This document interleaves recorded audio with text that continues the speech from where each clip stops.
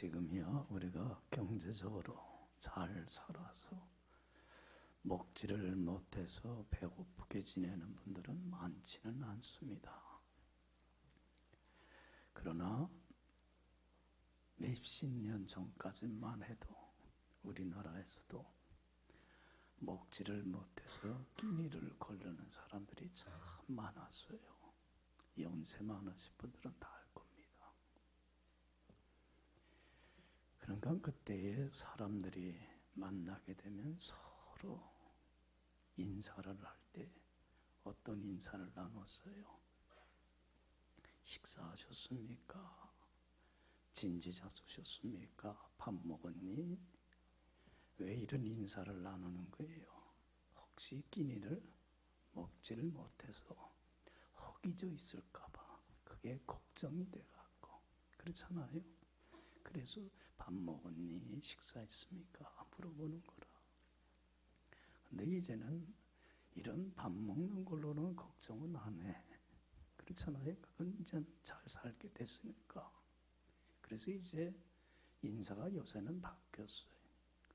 사람들이 서로 만나면 뭐라고 인사를 해요? 안녕하십니까? 평안하십니까?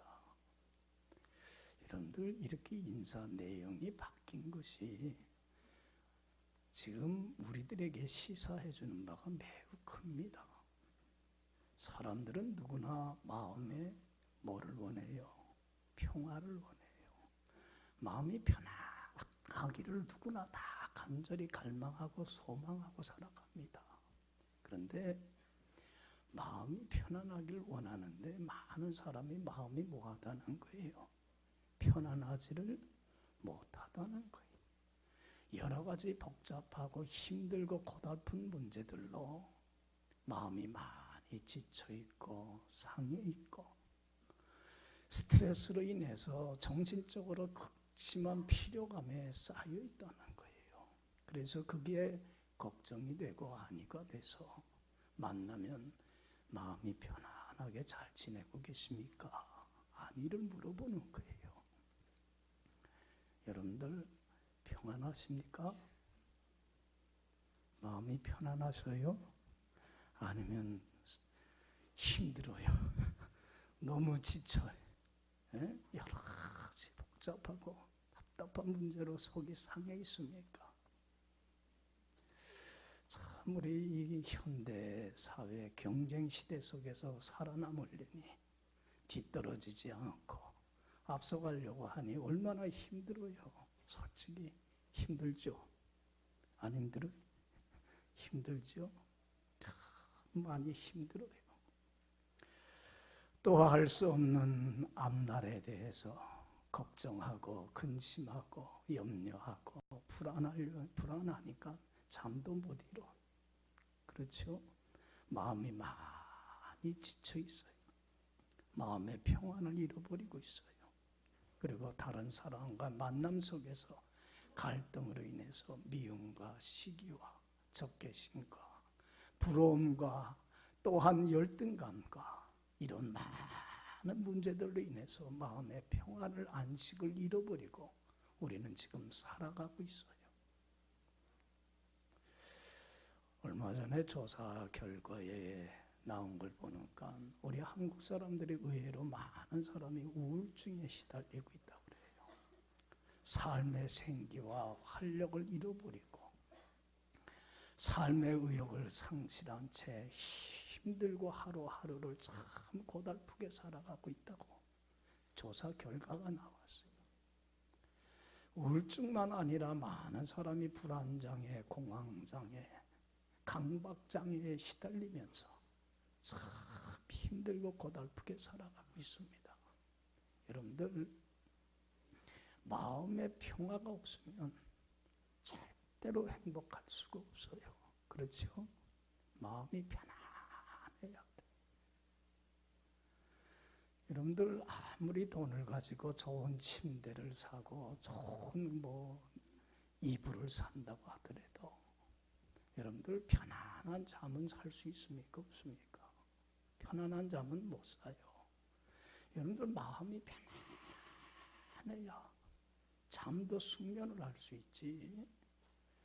여러분들 마음이 편안하지 못하니까 오늘 많은 현대인들이 불면증에 시달리고 있다고 그래요. 깊은 잠을 자지를 못한다는 거예요. 최정재 집사님은 잘 주무시지?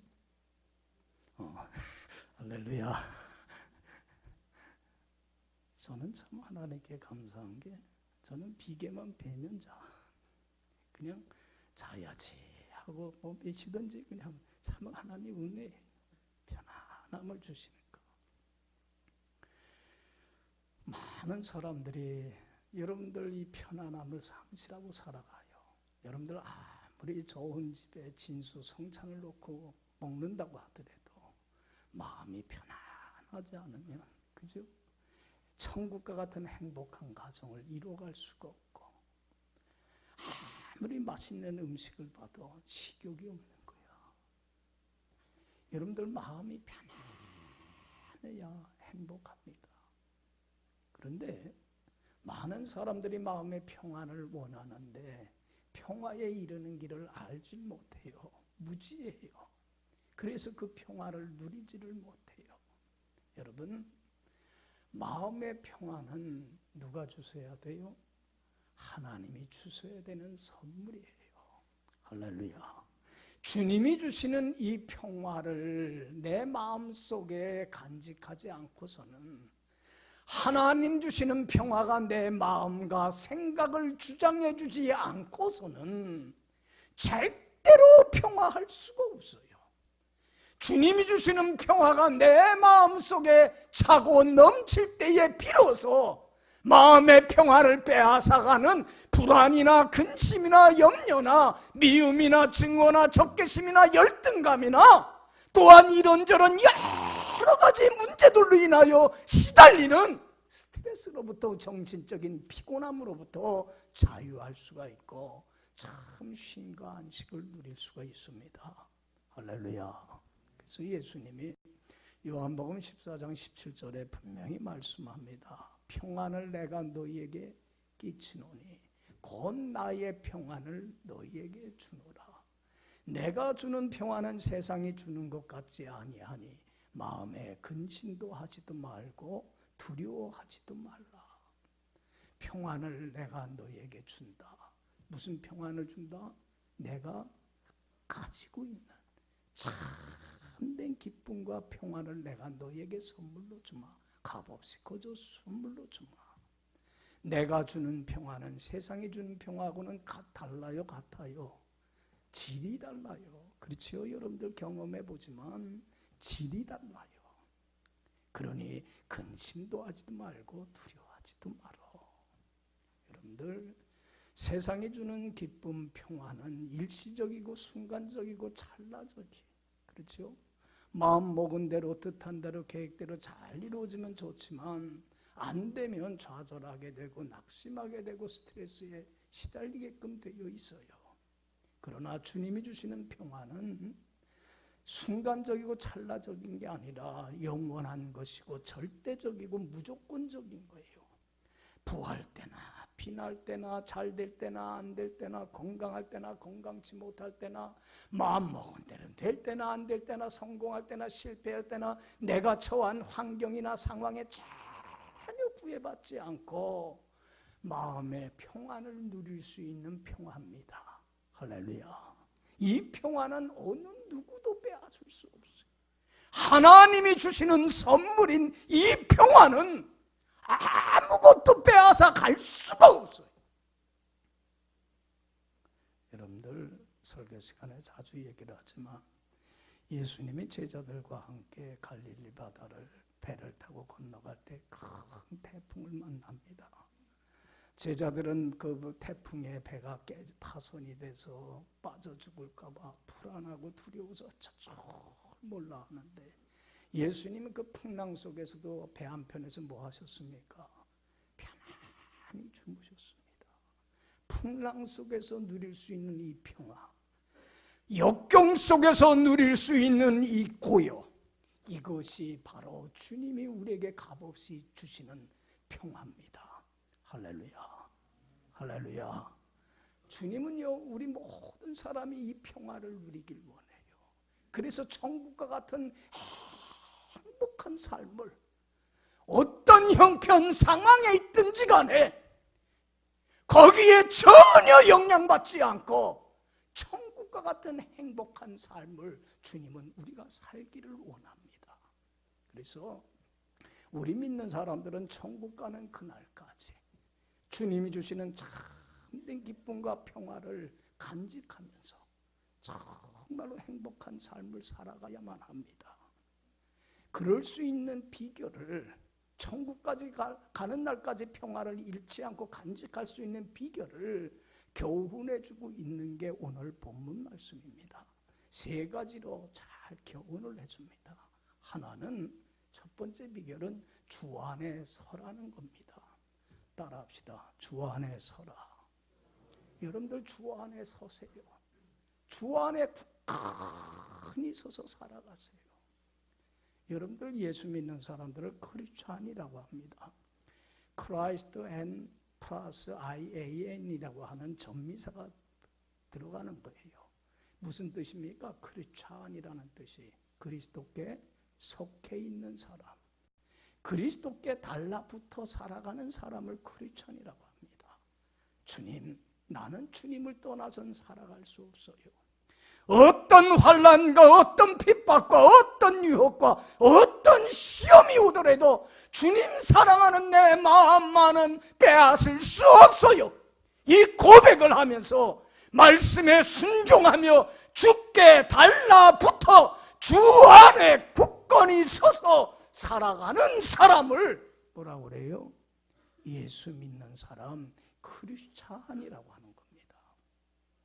여러분들 주님 안에 살아가기만 하면 주님이 내 안에 거하여서 주님이 주시는 참 기쁨과 평화가 내 마음속에 솟든 넘치게 됨으로 말미암아 어떤 형편 어떤 상황에서든지 자족하고 감사하고 기뻐하며 가장 축복된 행복한 삶을 살아갈 수 있는 능력이 주어집니다. 할렐루야. 그래서 바울이 빌립보 교인들에게 거듭해서 본문을 통해서 강조하고 또 강조하고 되풀이하면서 얘기하는 게 4절입니다. 자, 4절 다 같이 읽읍시다. 주 안에서 항상 기뻐하라. 내가 다시 말하노니 기뻐하라. 주 안에서 뭐하라? 항상 늘 잘 될 때나 안 될 때나 기분이 좋을 때나 속상할 때나 이런저런 많은 문제로 복잡하고 정말로 마음의 기쁨과 평화가 사라질 상황 속에서도 늘 항상 어디 안에서 주 안에 굳건히 서서 주님이 주신 기쁨과 평강으로 인하여 감사가 찬양의 기쁨의 행복이 넘쳐나는 삶을 살았으면 참 좋겠다. 할렐루야. 할렐루야. 여기 보세요. 바울이 지금 이 빌립보 교인들에게 편지를 보낼 때 어디에 갇혀 있는 상황이? 로마옥의 지하 감옥이에요. 빛 하나도 안 들어옵니다. 습기가 차갑고요, 곰팡이가 나고요, 냄새가 나고요, 눅눅합니다. 배고프고 춥고 외롭습니다. 정말 기뻐할 수 있는, 평안을 누릴 수 있는 그런 상황이 아닙니다. 언제 끌려나가서 참수형을 당할지 모르는 그런 상황입니다. 그런데 이런 상황 속에서도 바울이 마음의 평안을 누리면서 내 영혼 평안해. 기뻐하고 즐거워하고 감사하고 자족하며 살 수 있는 비결은 어디 안에서 살아서 그래요? 주 안에 섰기 때문에 그런 거예요. 할렐루야. 그래서 4장 11절에서도 또 되풀이하면서 신앙 고백을 합니다. 내가 지금 궁핍해서 로마옥에 갇혀서 어려운 상황에 있기 때문에 말하는 게 절대로 아니야. 나는 어떤 형편 어떤 상황에서든지 부할 때나 빈할 때나 가난할 때나 그렇지 못할 때나 지금 감옥에 있을 때나 자유로운 몸으로 살아갈 때나 나는 어떤 형편이나 상황에 구애받지 않고 자족하고 감사하고 기뻐하고 행복하게 살아갈 수 있는 마음의 평안을 누리며 살 수 있는 비결을 나는 체득했어. 배웠어. 주님의 은혜로. 그 비결이 뭔지 아는가? 4장 13절에 뭐라고 그랬어요? 내게 능력 주시는 자 안에서 내가 모든 것을 할 수 있느니라. 내게 능력 주시는 자 안에만 살아가면 주님이 나로 하여금 어떤 형편 상황에서든지 자유와 안심과 쉼과 평화를 간직하고 누릴 수 있는 능력을 나에게 주시기 때문이야. 할렐루야. 할렐루야. 이 비결을 체득합시다. 그래서 바울이 8절 9절에도 되풀이하면서 또 강조하는 내용이 이거예요. 8절 9절 다 같이 읽어봅시다. 그러므로 형제들아 무엇에든지 참되며 무엇에든지 경건하며 무엇에든지 옳으며 무엇에든지 정결하며 무엇에든지 사랑받을 만하며 무엇에든지 칭찬받을 만하며 무슨 덕이 있든지 무슨 기림이 있든지 이것들을 생각하라.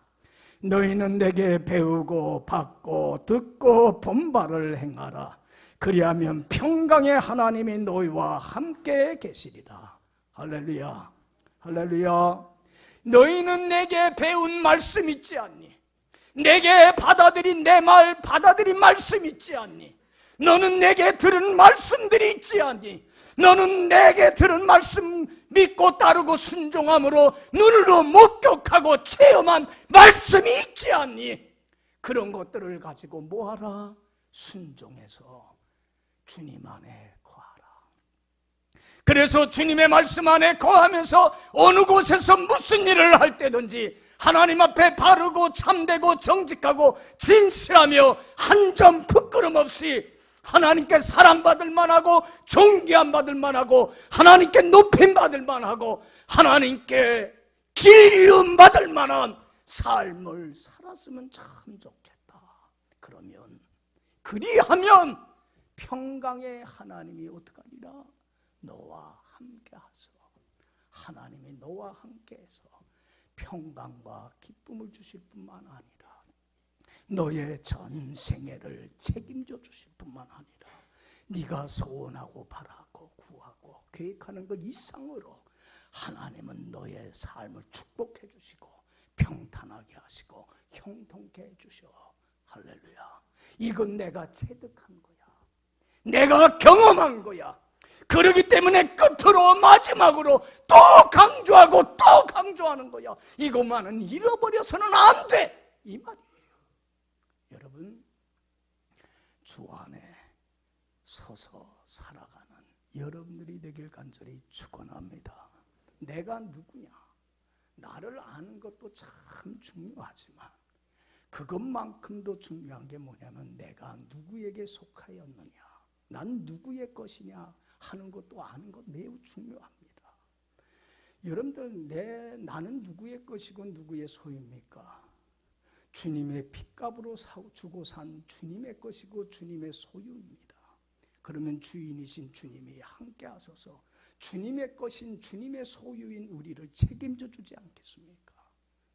너는 내 것이야. 내가 너와 함께해서 책임져 줄게. 전 인생을 주관해 주지 않겠습니까? 여러분들, 내가 할 일은 주인이신 주님께 믿음으로 내 전생에 맡기고 순종하며 주님 앞에 바르고 참되고 어느 곳에서 어떤 자리에 있든지 간에 하나님 앞에 한 점 부끄럼 없이 살아서 주님 안에만 거하면 주님 평강의 하나님이 함께 하셔서 평화를 주실 뿐 아니라 이 모든 걸 더하여 주시는 은혜와 축복을 덤으로 허락해 주실 줄로 믿습니다. 주 안에 서서 살아가길 바랍니다. 두 번째, 천국 가는 그날까지 마음의 평화를 잃지 않고 참 행복한 삶을 살아가는 비결은 관용을 베풀라는 겁니다. 따라합시다. 관용을 베풀라. 여러분들, 관용이라는 게 뭐예요? 관용이라는 게 관대하고 너그럽게 다른 사람의 잘못과 허물을 사랑으로 어떻게 하라는 거예요? 덮어주고 용서하는 삶을 살라는 거예요. 여러분, 삶을 살다 보면 참 마음을 아프게 하고 힘들게 하는 사람들 만나지 않아요. 여러분들 그 사람들에 대한 미움과 증오와 적개심과 참 꼴보기 싫어서 마음에 욱하고 분한 마음, 속상한 마음, 답답한 마음을 가슴에 품고 살면 여러분들 마음에 뭐가 사라지기 시작을 해요? 평화가 사라져요. 참 꼴보기 싫으면요, 마음에 분한 마음이 가득 차 있으면요, 마음이 편하지를 않아요. 그러면요, 마음이 편하지 못하면 몸도 병들고 우리 영도 병들어서 하나님 주시는 평화와 기쁨이 다 사라져 버리고 맙니다. 어느 의사가 이런 얘기를 합니다. 암 전문인데 이분이 모든 암 걸린 사람들이 이렇다고 하는 건 아니고 자신이 많은 암 환자들을 접하면서 대화를 나눠보면서 느낀 게 뭐냐면 대부분의 많은 암 환자들이 암이 발병되기 몇 년 전에 마음에 큰 아픔과 상처를 갖고 있더라는 거예요. 속이 상한 그 울분들, 미움, 증오, 적개심들이 있더라는 거예요. 그것이 이러한 질병으로 나타나더라는 얘기예요. 여러분들, 미움과 증오와 적개심으로부터 자유하고 마음의 평화를 간직할 수 있는 가장 큰 무기는 뭐예요? 관용을 베푸는 거예요. 할렐루야. 여러분들 5절에 그래요. 자, 다 같이 읽어봅시다. 너의 관용을 모든 사람에게 알게 하라. 주께서 가까우시니라. 여러분들, 주님이 오실 날이 점점 가까워지고 있어요. 우리가 하루를 지나면 지낼수록 주님 오실 날이, 우리가 주님 이 땅의 삶을 마감하고 주님 앞에 설 날이 점점 가까워지고 있어요. 그렇기 때문에 주님이 오시는 게 가까움을 보면 볼수록 이제는 너희는 모든 사람에게 뭐를 베풀어라? 관용을 베풀며 살았으면 참 좋겠다. 할렐루야. 여러분들, 용서하는 것만이 최고의 사랑입니다. 어려울 때에 구제하거나 도와주는 것보다도 관용이 가장 큰 사랑입니다. 여러분들 종종 얘기를 하지만 여러분들 요셉이 그 약혼자 마리아 얼마나 사랑했어요. 아직 결혼은 안 했지만 사랑한 여인이 어느 날 뭐한 소식을 들어요? 임신했다는 소식을 들어요. 여러분들, 성령의 역사로 임신한 걸 모르고 요셉이 오해를 합니다.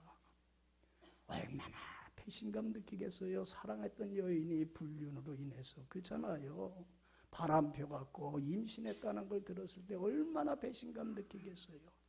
요즘 같아서는 사람들을 어떻게 해요? 배신감에 죽이고 인터넷상에다가 서로 죽고 살고 난타전을 합니다만은, 여러분들 그때에 여러분들 요셉이 어떻겠습니까? 불의를 용납할 수는 없어요. 불의를 눈 감아줘서도 안 돼요. 우리 믿는 사람은 불의를 용납해서는 안 돼요. 어떤 모양의 악도 불의도 타협을 해서는 안 돼. 요셉은 마리아를 사랑하지만 불의를 할 수는 없어요. 눈 감아줄 수는 없어요. 그래서 파혼하기로 결정을 합니다. 의로운 요셉은 그것을 그냥 묵인할 수는 없어요. 아무 일이 없었던 것 마냥. 그러나 의로운 요셉은 죄는 용납을 하지는 않았지만 죄인은 어떻게 했어요? 미워했어요? 안 했어요? 미워하지 않고 증오하지 않았어요. 죄는 미워해야 돼. 우리 크리스천들은 미워해야 될 건 미워해야 합니다. 어떤 악과 타협해서도 안 돼요. 하나님 앞에 바르고 정직하고 진실한 삶 살아가야만 돼요. 그렇지만 잘못된 삶을 살아가는 죄인은 어떻게 해야 돼요? 미워하고 증오하고 해서는 안 돼요. 관대하게 너그럽게 사랑으로 용서하고 허물을 덮어줘야 돼요. 할렐루야. 요셉은 마리아의 허물을 덮어줬습니까? 안 줬습니까? 덮어줬어요. 그래서 다른 사람들이 모르게 가만히 파혼을 하려고 했습니다. 그것이 드러나면 마리아는 어떤 여인이 되는 거예요? 부도덕한 여인으로. 이스라엘 사람들 그 당시 법은 간음하다가 현장에 잡힌 여인은 어떻게 돼 있어요? 돌로 쳐 죽임을 당해요. 마리아는 부도덕한 여인으로 낙인이 찍히고 돌로 쳐 죽임을 당할 수 있어요. 죄는 믿지만 마리아를 사랑했기 까닭에 그 허물을 덮어주고 용서해주고 그냥 끊어버리려고 합니다. 나중에 성령의 역사로 임신한 것을 알게 되지만 만약에 그때의 미움과 증오와 적개심에서 용서를 못하고 드러냈더라면 여러분들 마리아는 어떻게 될 뻔했어요?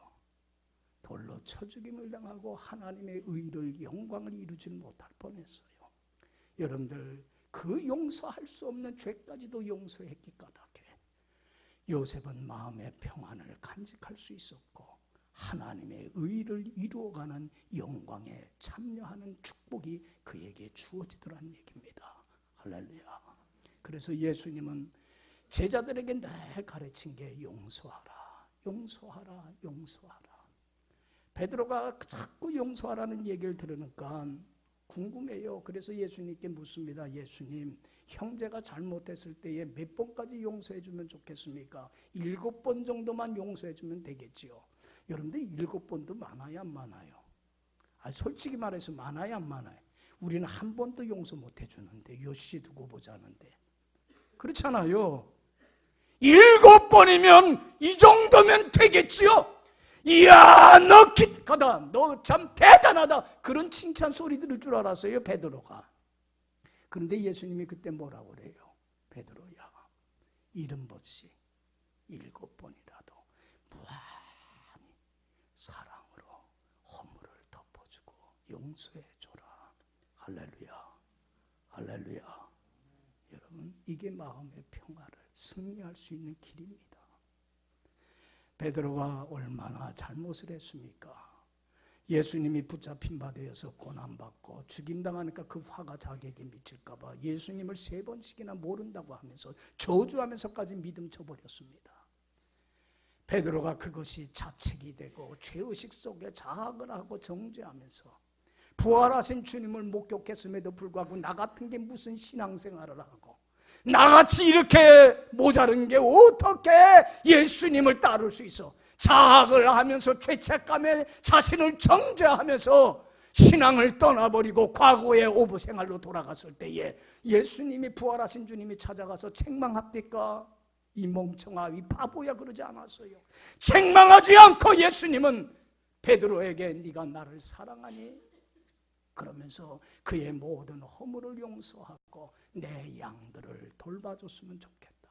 사명을 맡겼을 때에 여러분들 베드로가 될 수 있었던 것은 주님의 사랑 용서의 그 힘이 얼마나 큰지 베드로의 인생과 운명을 바꿔놓더라는 거예요. 할렐루야. 사람을 바꿔놓을 수 있는 힘은 용서에 있습니다. 책망과 꾸지람과 나무람은 사람을 더 악하게 만들고 더 피폐화시켜가지만 진심으로 용서할 때 삶은 변화가 될 뿐만 아니라 마음에 주님 안에서 평화를 누릴 수가 있습니다. 할렐루야. 여러분, 주님이 오실 날이 가까워지고 있고 또 우리는 주님 앞에 설 날이 가까워지고 있습니다. 차가워지고 냉랭해지고 냉소적이 되고 비판적이 되고 조금만 잘못해도 덮어주기는커녕 비방하고 험담하고 삭막하고 메말라져가는 이 세상 속에서 주님이 나의 허물을 용서하신 것처럼 이제는 모든 사람들에게 관용을 베풀어가는, 그래서 평화를 간직하며 살아가는 여러분들의 삶이 되길 간절히 축원합니다. 3번째로 주님이 주시는 평화를 잃어버리지 않고 천국까지 가는 날까지 간직할 수 있는 비결은 염려하지 말고 기도하라는 거예요. 따라합시다. 염려하지 말고 기도하라. 자, 6절, 7절. 같이 읽어봅시다. 시작. 아무것도 염려하지 말고 다만 모든 일에 기도와 간구로 너희 구할 것을 감사함으로 하나님께 아뢰라. 그리하면 모든 지각에 뛰어난 하나님의 평강이 그리스도 예수 안에서 너희 마음과 생각을 지키시리라. 할렐루야. 아무것도 염려하지 마세요. 어떤 문제든지 간에 경제적인 문제, 자녀 문제 이런 것도 근심하고 걱정하고 염려하지 말아요. 우리 고3 학생들 이제 대학 입시 이번 목요일 내린데 얼마나 염려되겠어요. 그것도 염려하지 마요. 염려하지 말고 오직 모든 일들을 기도와 간구로 그리고 감사함으로 하나님께 어떻게 해요? 아뢰라. 하나님께 다 맡겨라. 모든 문제 하나님 앞에 가지고 나와 맡겨라. 그리하면 모든 것을 알고 계시는 지각에 뛰어난 하나님의 평강이 우리의 형편과 사정을 다 알고 계시고 어떤 문제도 다 해결해 주시고 선을 이루어 주시고 이런 하나님의 평강이 너희 마음과 생각을 주장해서 참 평화 고요가 있게 하리라. 할렐루야. 여러분 고요가 있어야 돼. 우리 고3 학생들 여러분들 열심히 지금 시험 준비를 했는데 현장 당일에 가서 시험 칠 때 마음에 평화가 없고 고요가 없이 불안한다면 제 실력 발휘할 수 있습니까? 없습니까? 없어요. 마음에 하나님의 평강이 내 마음과 생각을 지켜주실 때에 고요한 평화 속에서 불안과 떨리질 않고 실력을 최대한으로 발휘할 수 있는 거예요. 할렐루야. 그렇지 않아요? 주님이 평강이 내 마음과 생각을 주장해 주셔야 돼요. 여러분들 기도라는 게 뭡니까? 기도라는 게 뭡니까? 하나님만 바라보는 거예요. 하나님께서 시선을 띄지 않는 거예요. 속상하고 답답하고 괴롭고 힘들고 어려운 문제들을 바라보면 낙담이 되고 스트레스가 쌓이고 불안하고 두려워요. 그러나 그런 문제들을 바라보는 게 아니라 세상 끝날까지 나와 함께 하셔서 나의 어려움을 알고 계시고 모든 이 문제를 해결해 주실 주님에게만 내 시선을 고정시키고 주님 앞에 나와 맡기기만 하면 되는 거예요. 할렐루야. 저는요 다윗의 이 고백을 참 좋아해요. 다윗은 여러분들 복을 제일 많이 받은 사람이지만 파란만장한 인생을 산 사람이잖아요. 얼마나 어려움이 많았어요. 사울왕이 그 다윗이 인기가 높아지니까 배 아파갖고 시기질투 심해 무고한 사람을 죽이려고 쫓아다녀갖고 3,000명 군사를 끌고 죽이려고 오니 매일 도망다니는 신세가 얼마나 힘들었어요. 또 왕이 되고 나서도 그 나라의 모든 살림을 꾸려가는 게 얼마나 힘이 듭니까? 그렇지 않아요? 여러분들 위정자들 진짜 힘든 거야. 그 살림 다 꾸려가야 되잖아. 그리고 노년에는 아들 압살롬이 쿠데타를 일으켜갖고는 나라 빼앗겨서 자기 왕자 자리 빼앗기고 도망가지 않아요. 그러니까 그동안 믿었던 백성들이나 신하들이나 장군들은 힘 있는 쪽으로 다 붙고 등 돌리잖아요. 얼마나 어려움을 겪었는지 몰라요. 그런데 다윗이 그 많은 문제들을 이겨나갈 수 있었던 비결은 다윗이 시편 62편에서 이렇게 고백을 해요. 나의 영혼이 잠잠히 누구만 바라며 하나님만 바라며 나의 구원이 그에게서 나오는도다. 오직 주님만이 나의 요새이시며 오직 주님만이 이 어려움에서 나를 구하실 이시며 오직 주님만이 나의 방패막이가 되시며 오직 주님만이 나의 위로가 되시고 힘이 되시며 나의 친구가 되시는도다. 주님만 바라보며 간절히 기도합니다. 그리고 감사함으로 기도합니다. 왜 이런 어려움이 있습니까? 원망하고 불평하는 게 아니라 하나님은 이것을 통해서 더 좋은 걸로 선으로 이루어 주실 걸 나는 믿습니다. 감사하며 찬양하며 기도할 때에 하나님은 역사하셔서 어려움에서 구원하시고 보호자가 되시고 도움이 되시고 방패막이가 되어 주시고 힘이 되시고 유로자가 되시고 능력이 되어 주시고 나의 친구가 되어 줬다고 다윗은 시편 전체를 통해서 신앙 고백을 하고 간증하며 살아가고 있습니다. 할렐루야. 할렐루야. 여러분, 마음의 평화가 없으면 행복하지 못합니다. 마음이 편안해야 합니다. 그런데 이 평강은 내가 애쓰고 수고하고 노력한다고 해서 얻어지는 게 아니라 하나님이 주셔야 되는 선물입니다.